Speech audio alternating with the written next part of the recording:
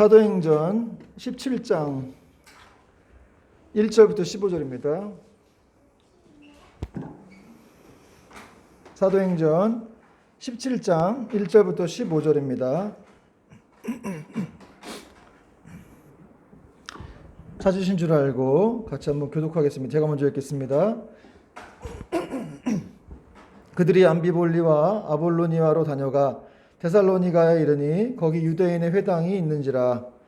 바울이 자기의 걸레대로 그들에게로 들어가서 세안식일에 성경을 가지고 강론하며 뜻을 풀어 그리스도가 해를 받고 죽은 자 가운데서 다시 살아나야 할 것을 증언하고 이르되 내가 너희에게 전하는 이 예수가 곧 그리스도라 하니 그중에 어떤 사람 곧 경건한 헬라인의 큰 무리와 적지 않은 귀부인도 권함을 받고 바울과 실라를 따르니 그러나 유대인들은 시기하여 저자의 어떤 불량한 사람들을 데리고 때를 지어 성을 소동하게 하여 야손의 집에 침입하여 그들을 백성에게 끌어내려고 찾았으나 발견하지 못하매 야손과 및 형제들을 끌고 입장들 앞에 가 소리질러 이르되 천하를 이 사람들이 여기도 이름에 야손이 그들을 맞아 들였도다.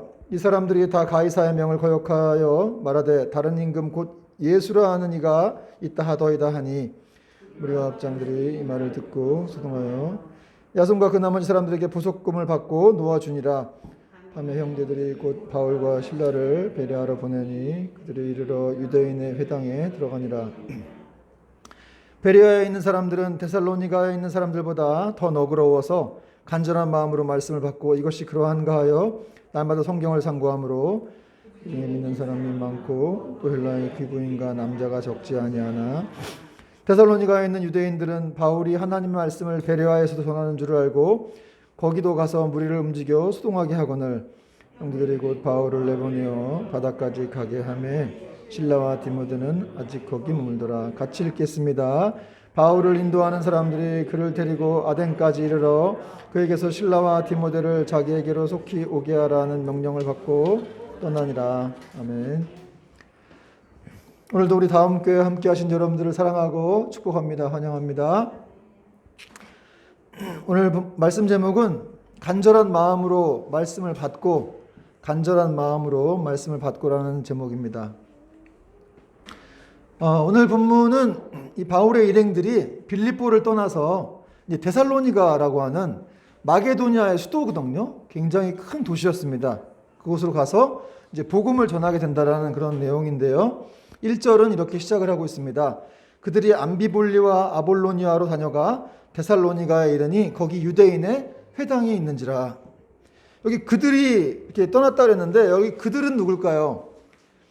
여러분 지난번에 한번 제가 말씀드린 적이 있는데 여기서 사도행전에서 이제 우리가라고 표현하는 적이 있었는데 이제 사도행전의 저자가 누가이기 때문에 누가가 같이 자기도 이제 들어가서 사역을 했다는 것을 알려주기 위해서 이제 우리가라고 표현했는데 이제는 우리가가 아니라 이제 그들이라고 표현하고 있어요. 그러니까 누가는 빠진 거죠. 누가는 이제 빌립보 교회 성도들을 돌봐주기 위해서 남았고 나머지 이제 바울과 또 실라와 이 디모데만 이 사람들이 빌립보를 떠났어요. 그리고 이제 암비볼리와 아볼로니아를 거쳐가지고 데살로니가에 이르게 되었습니다. 여기 빌립보에서 암비볼리는 한 60km 떨어져 있었고 또 아볼로니아라는 곳은 107km가 떨어져 있었어요.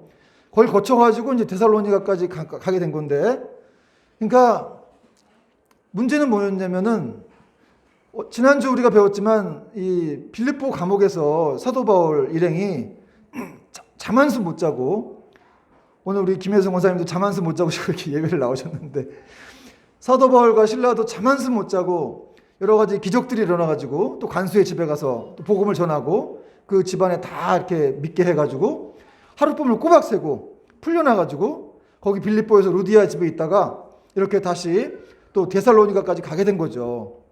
그러니까 진짜 하룻밤 동안에 엄청난 일이 일어났는데 그래서 잠도 못 자고 막 그런 하나님의 역사를 보고 있다가 어쨌든 정말 이렇게 충만한 상태였는지 107km, 150km를 더 가서 그러니까 데살로니가까지 이렇게 가게 됐습니다. 그러니까 당시 2000년 전이니까 교통편도 좋지가 못하니까 150km면은 한 2주 정도는 이렇게 뭐 걸어갔거나 뭐 말 타고 갔거나 했을 텐데 참 이 사도 바울과 이 실라의 열심이 얼마나 대단한지 그렇게 피곤한데도 밤을 새서 또 이렇게 갔다는 것이죠.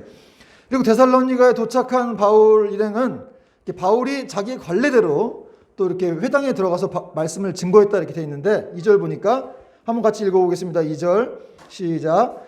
바울이 자기의 관례대로 그들에게로 들어가서 새 안식일에 성경을 가지고 강론하며 자기의 관례대로 그랬는데 관례대로가 뭘까요, 여러분? 관례가 뭘까요? 관례는 습관대로예요, 습관대로. 그러니까 이 바울이 늘 그냥 습관대로 회당에 들어간 거예요. 회당에 들어가가지고 이렇게 성경을 이렇게 펴서 강론을 했습니다. 근데 빌립보에는 회당이 없었거든요. 그래서 이 기도처를 찾기 위해서 강가로 나갔다가 루디아를 만났습니다. 그런데 오늘 데살로니가에는 보니까 회당이 있는 거예요. 여러분, 회당이 있다는 말은 유대인들이 많이 살았다는 그런 증거거든요. 그래서 자기 관례대로 습관대로 그냥 회당에 들어가서 하나님 말씀을 이렇게 펴서 가르쳤습니다. 근데 얼마나 가르쳤느냐 보니까 새 안식일에 성경을 가지고 강론하였다 이렇게 표현한 걸 보니까 새 안식일이면 3주죠. 야, 정말 몇 주를 걸쳐서 한 잠도 못 자고 몇 주를 걸쳐서 이렇게 걸어와가지고 또 3주간이나 연속해서 회당 들어가서 말씀을 또 가르쳤다는 것이죠. 이 바울과 실라의 이 열심, 주님을 향한 이 열심은 얼마나 대단한 것인지, 정말 이 증인으로서의 삶이, 이 사도 바울은 예수 그리스도의 증인으로서의 삶이 그냥 자기 몸에 배어 있는 거죠. 아주 그냥 예수 DNA, 그냥 치기만 하면 바로 예수가 나오는 그런 사람이 바로 사도 바울과 실라였습니다. 여러분, 우리도 이렇게 툭 건드리기만 하면 예수가 나오는 그런 저와 여러분 되길 바랍니다. 툭 건드리면 뭐 돈 얘기가 나오고, 툭 건드리면 뭐 건드리지 마, 기분 나빠, 뭐 이렇게 감정적인 반응이 나오고 이러지 마시고, 툭 건드리면 그냥 무조건 예수가 나와야 돼요. 응? 예수 천국, 불신지옥이 나오든지. 네, 여러분 정말 이렇게 어떤 사람이든지 우리 그리스도인이라고 한다면 예수님으로 인해서 완전히 무장이 돼야 한다는 사실입니다.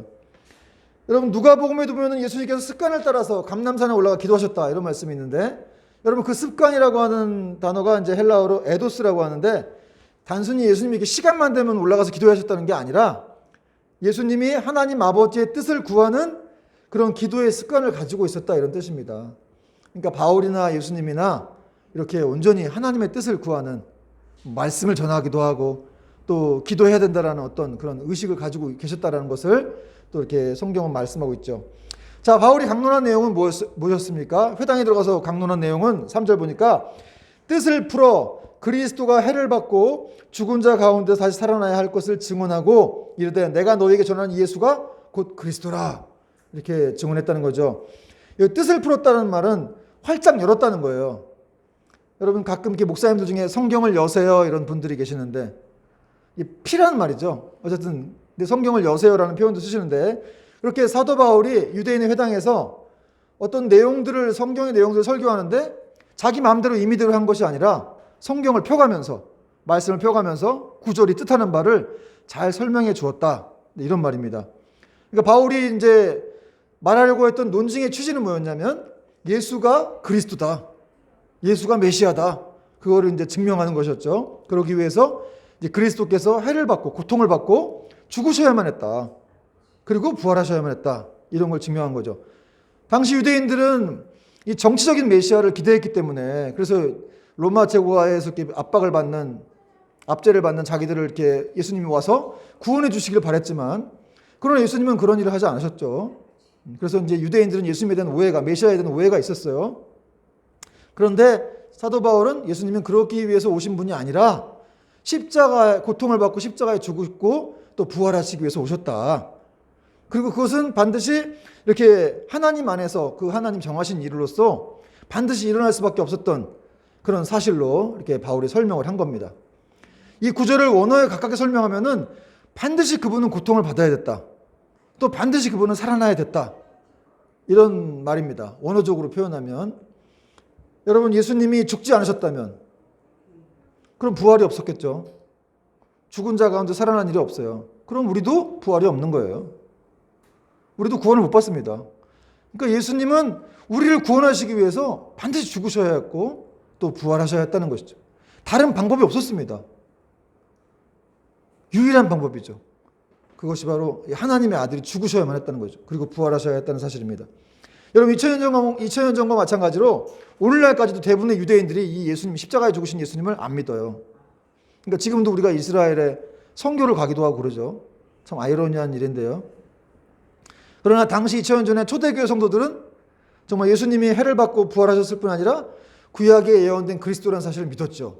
이 초대 공동체는. 그래갖고 날마다 예수는 그리스도라고 가르치기로 하고 또 그분을 증거했다고 이렇게 성경은 표현하고 있습니다.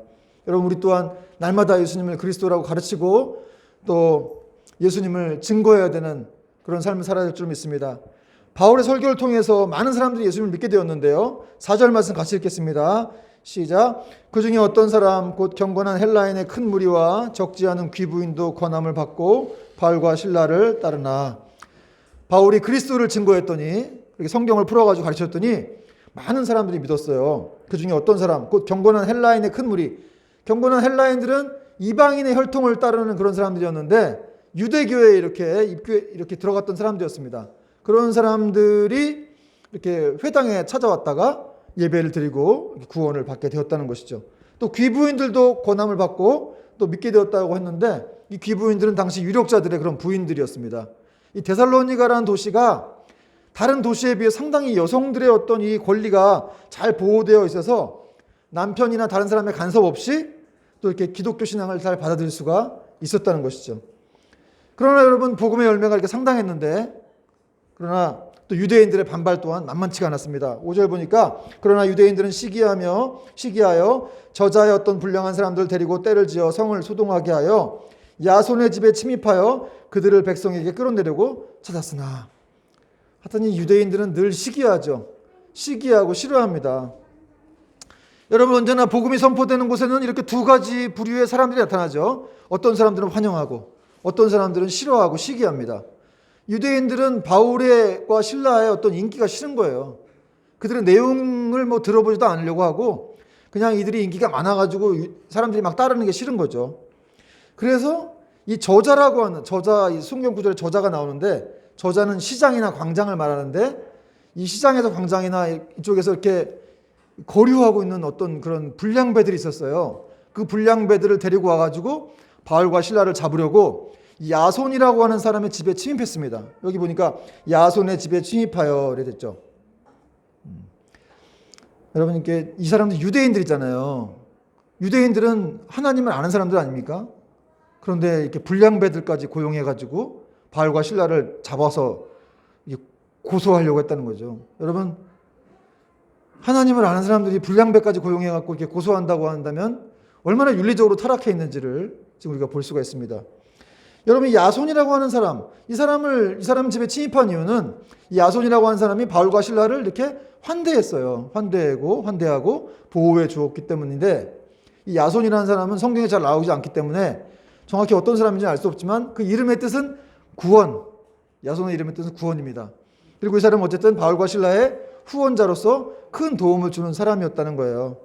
여러분, 야손이라고 하는 사람이 이 데살로니가라고 하는 큰 도시에서 나그네에 불과했던 바울과 실라에게 자신의 집을 이렇게 거처로 제공하면서 잘 보살펴 주었으니까 바울과 실라는 이 낯선 도시에서 큰 위로를 얻었을 겁니다. 그죠? 아마도 이 데살로니가 최초의 교회가 이 야손의 집이 아니었나. 제가 생각해 볼 땐 그런데, 여러분, 이처럼 주님께서는 정말 낯설어 보이는, 정말 여기에 정말 하나님의 백성들이 있나? 이렇게 생각이 되는 곳에도 하나님의 백성들을 이렇게 세우셔서 또 그의 자녀들을 돌보신다는 사실입니다. 여러분, 야손은 이렇게 잘 섬겨서 나중에 정말 예수님으로부터 많은 상급을 받았을 것 같습니다.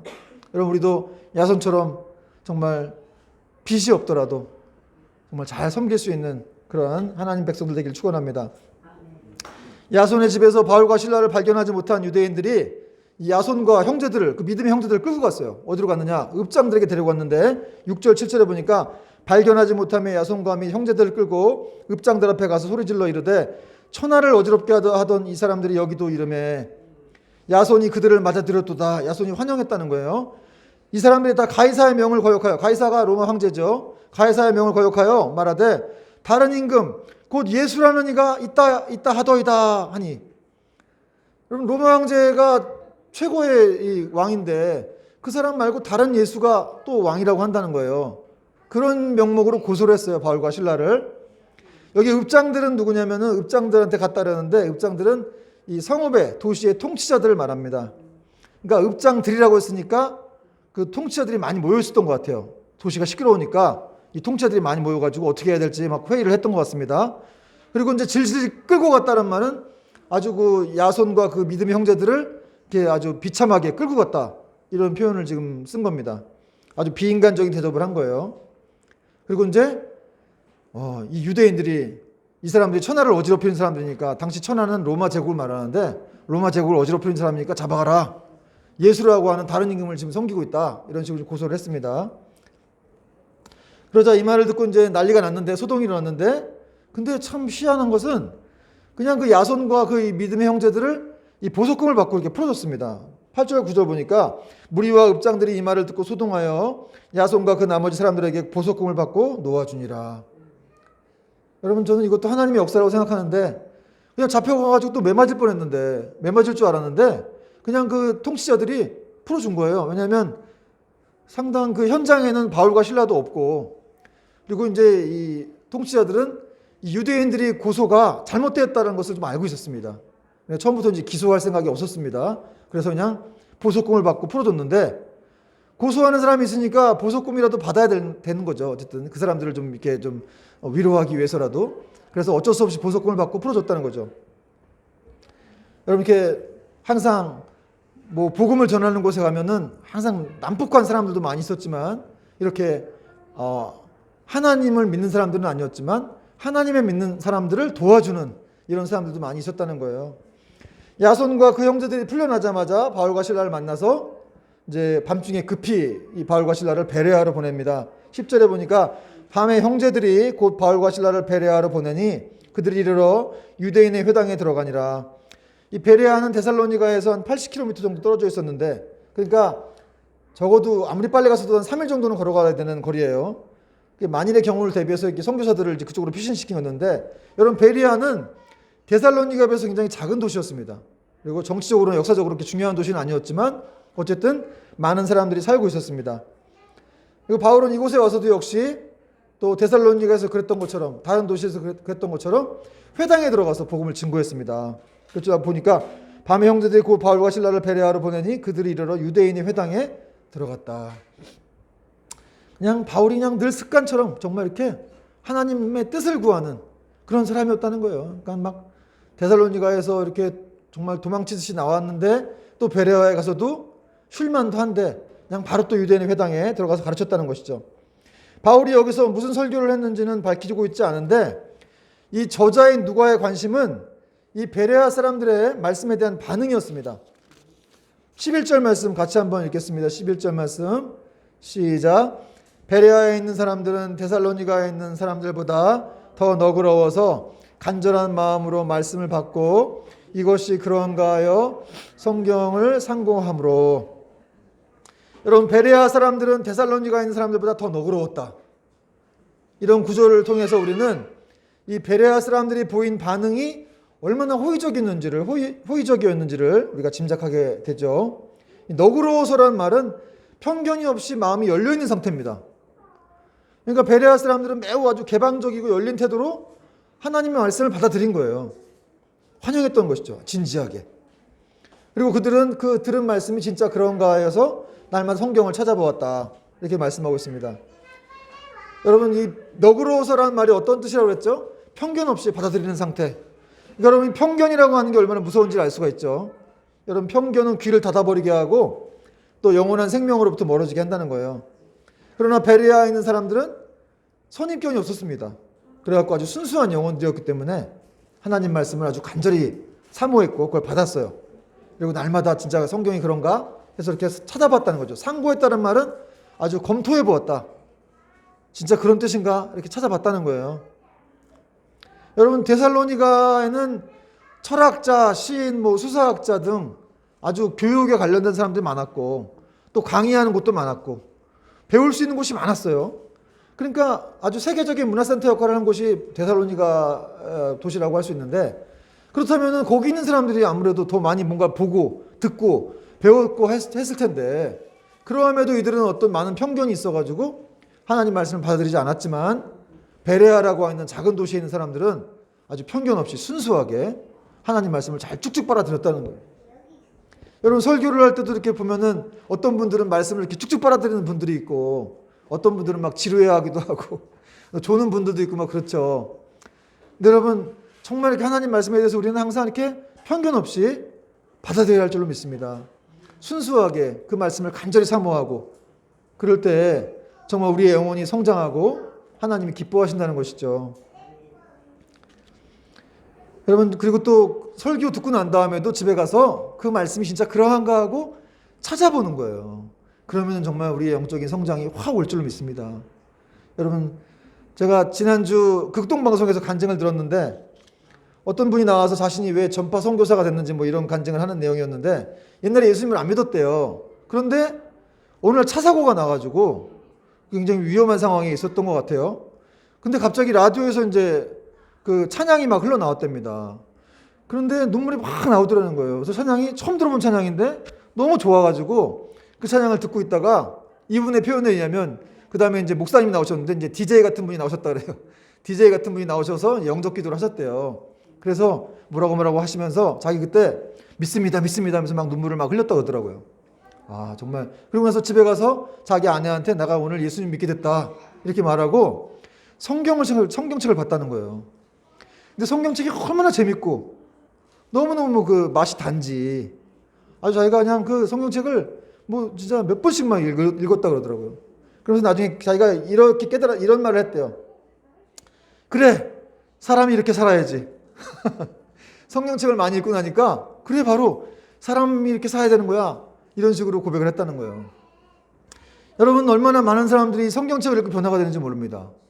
여러분 그 아시아의 인어라고 하는 최윤희 씨도 지금 뭐 정부에서 무슨 일을 하고 있는데 그분도 원래 불교 신자였는데 이렇게 어느 날 차에서 라디오에서 성경을 읽어보세요. 성경은 아주 귀한 책입니다. 세계적인 베스트셀러입니다. 축복받은 책입니다. 이렇게 말을 듣고 나서 성경을 사서 읽어봤다 그래요. 참 특이한 분이죠. 불교 신자인데. 근데 성경에 정말 좋은 말들이 많이 있더라는 거예요. 그러고 나서 이렇게 진짜로 예수를 믿게 됐습니다. 그리고 미국에 이제 또 아이들 때문에 같이 공부하러 갔는데 그 미국 대통령이라든지 장관들이라든지 이렇게 성경에 손을 얹고 선서하는 걸 보면서 이 성경의 위상에 대해서 그리고 정말 성경이 대단한 책이구나라는 것들을 알게 되면서 더 믿음이 성장했다 그래요. 그 남편인 유현상 집사님 가수인데 그분도 안 믿었는데 이제 최윤희 집사님하고 자녀들을 이제 미국으로 보내고 기러기 아빠 생활을 했는데 그렇게 밤마다 잘 때는 이렇게 두려웠다 그래요. 무섭고. 그래가지고 어느 날 갑자기 성경책이 옆에 있어서 그걸 보다가 하나님 나를 이 모든 두려움에서 벗어나게 해주세요 이렇게 소리를 질렀답니다. 일종의 기도였죠. 그랬더니 정말 이렇게 두려움이 다 사라졌다는 거예요. 그러면서 이제는 예전에는 자기가 이렇게 어떤 뭐 노래를 만들 때도 세상 가요만 만들었는데 하나님을 소재로 한 노래를 만드니까 너무 많더라는 거예요. 할 게. 그래가지고 뭐 자연이며 바람이며 돌이며 산이며 모든 게 다 하나님 찬양할 수 있는 요소들이다. 그래갖고 지금은 모든 곡들을 다 하나님을 위한 곡들을 만들고 있다. 이런 얘기를 들었습니다. 여러분 정말 제가 지금 말한 분들 외에도 이 성경을 읽고 변화된 사람들이 엄청나게 많습니다. 성경을 진짜 하나님 말씀을 그대로 순수하게 받아들인 것이죠. 물론 그 안에는 하나님의 성령의 역사가 있었긴 했습니다. 그러니까 받아들였겠죠. 그렇지만 그렇게 순수하게 받아들일 수 있었던 것도 또 종합적으로 살펴보면 하나님의 은혜라는 것이죠. 어떤 사람은 강팍해서 안 받아들이고 어떤 사람은 순수하고 편견 없이 받아들이고 하는 모든 것들이 다 하나님의 은혜라는 거예요. 여러분 우리가 늘 우리 속이 이렇게 시끄럽다는 게 느껴지죠. 왜 이렇게 내 속은 늘 시끄럽고 이렇게 마음이 분주할까? 항상 힘들 때가 많을까? 왜 이렇게 평안이 없을까? 이런 생각을 할 때가 많은데 그것은 왜 그러냐면 우리 삶이 하나님 중심의 삶이 아니고 세상 중심의 삶을 살고 있기 때문에 그렇습니다. 하나님보다 세상에 더 많이 끌려다니는 거죠.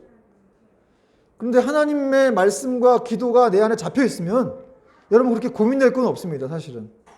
물론 뭐 그것만으로 해결 안 되는 게 많던데요. 이렇게 말하는 분들도 있을지 모르겠지만 여러분 하나님이 해결할 수 없는 게 어디 있어요.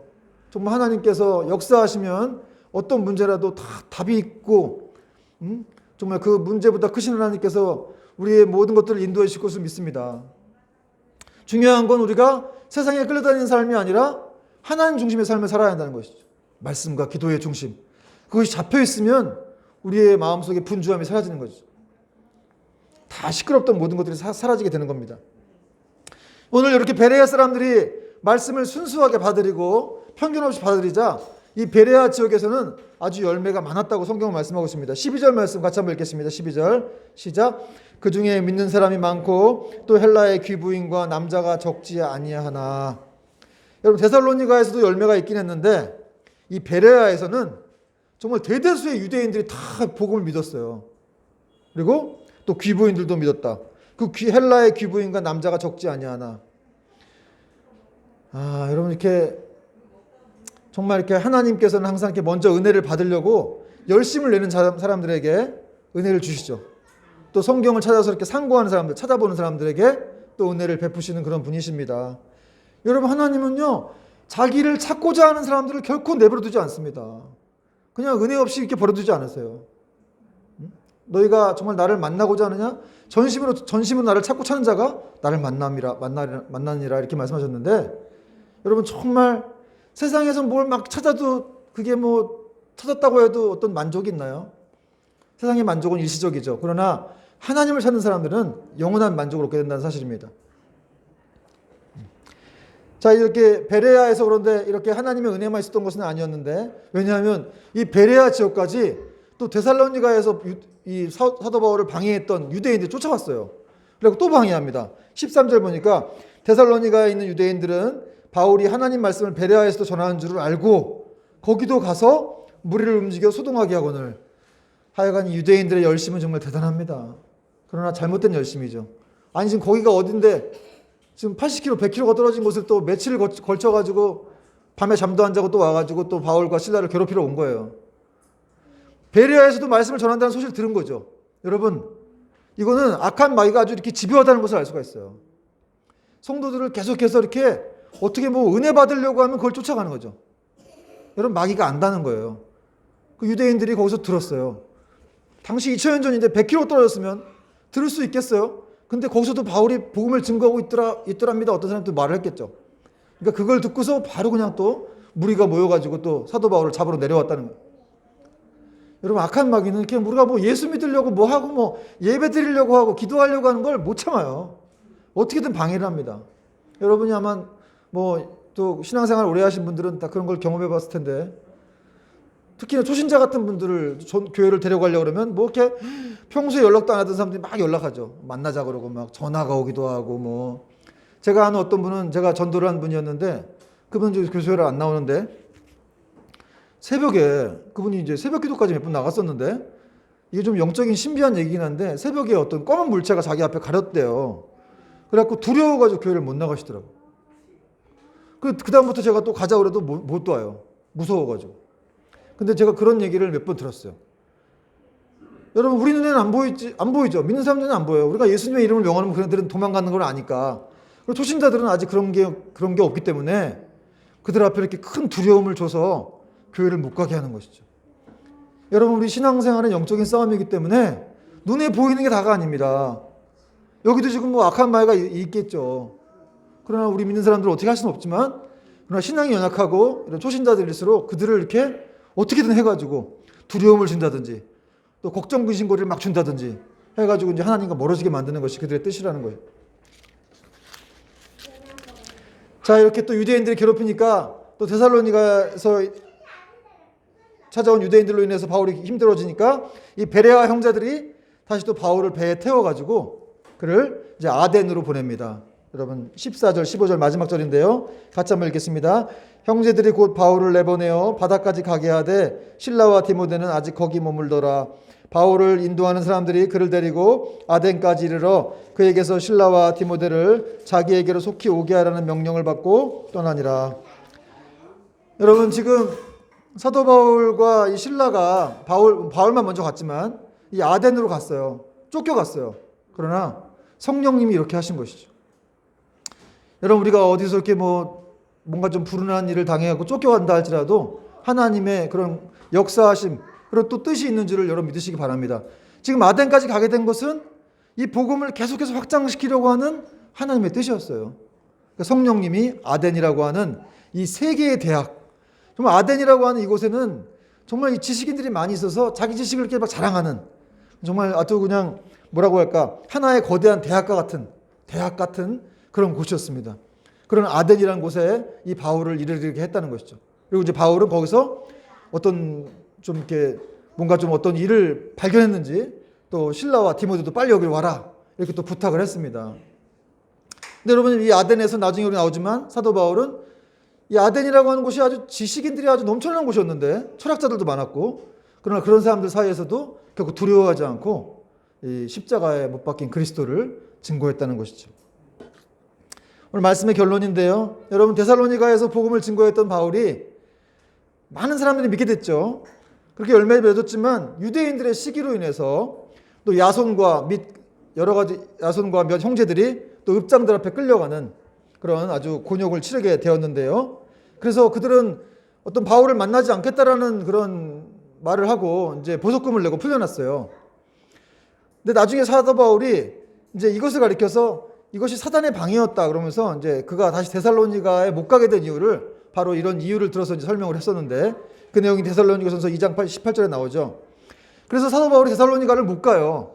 그때 읍장들한테 약속한 게 있었기 때문에, 이 야손이, 그러니까 그들을 보호하기 위해서 또 안 갔기도 한 것인데, 나중에 사단이 너희를 내가 가고자 하나 막았다 이런 표현을 합니다. 그런데 놀라운 건 여러분, 그러한 박해 중에서도 이 데살로니가에 전파된 이 복음의 씨앗이 아주 크게 성장합니다. 나중에 여러분, 디모데가 데살로니가에 바울 대신 갔다가 거기서 데살로니가 교회가 성장한 것을 보고 바울한테 얘기해 주니까 바울이 굉장히 기뻐했다는 내용이 나오죠.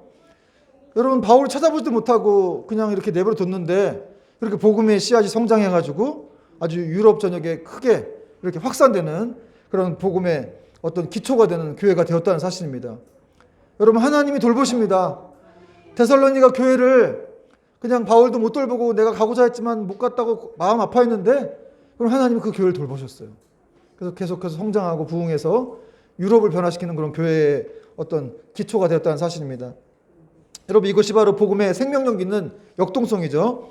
또한 베레아 사람들은 어땠습니까? 편견 없이 열려 있어가지고 하나님 말씀을 간절하고 순수한 마음으로 받아들였어요. 그리고 그것이 그러한가요? 날마다 성경을 상고했다고 말씀하고 있는데, 그러한 결과 이 베레아에서는 데살로니가에서보다 더 많은 구원의 열매들이 맺게 되었다. 여러분, 말씀을 받아들이고 순수하게 연구하고 하는 것이 얼마나 중요한 것인지. 여러분, 지금 또 성경을 읽다가 포기하신 분들이 있으면 다시 한번 성경으로 돌아가시기 바랍니다. 여러분, 성경은 우리를 구원에 이르게 하는 책이에요. 사람을 변화시키는 유일한 책이다라고 D.L. 무디가 얘기했는데, 어떤 책을 읽어도 사람은 변화되지 않아요. 구원받지 못합니다. 그러나 성경은 구원에 이르게 하는 책이라는 거죠.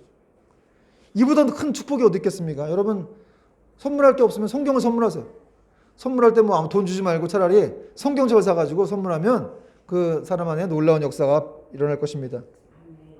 여러분, 마귀는 데살로니가와 베레아에서 이 사도들을 박해함으로써 복음의 전파를 막을 수 있다고 생각했지만, 그러나 그것은 오히려 더 멀리까지 복음을 전파하게 되는 그런 결과를 얻게 되었습니다.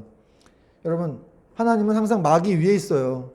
어떤 악한 세력들이 여러분 우리를 괴롭힌다 할지라도, 어떤 뭐 진짜 위협적인 문제가 우리를 둘러싼다 할지라도 하나님은 항상 그 위에 있다는 거예요. 그 문제보다 크신 하나님이 우리의 편이시기 때문에 데살로니가와 베레아에서 핍박을 받았지만 계속해서 하나님의 섭리 가운데 이들은 더 멀리 복음을 확장할 수 있었다는 것이죠. 여러분, 우리 삶에 어떤 문제와 어려움이 있다 할지라도 하나님은 더 그것을 합력해 손을 이루세요. 여러분, 걱정할 필요가 없습니다. 뭐 아기가 좀 아프다고, 또 여러분 뭐 여러 가지 경제적인 문제가 있다고, 다 하나님의 섭리 가운데 있다는 거예요. 선택받은 사람들은 결코 하나님 버리지 않습니다. 우리가 하나님을 더 사랑하고 의지하고 나아갈 때 주님께서는 더 우리를 축복하시고 또 하나님의 축복의 길로 인도해 가실 것입니다. 여러분, 이런 믿음으로 또 한 주간 승리하기를 주님의 이름으로 축원합니다. 찬양하겠습니다. 찬양.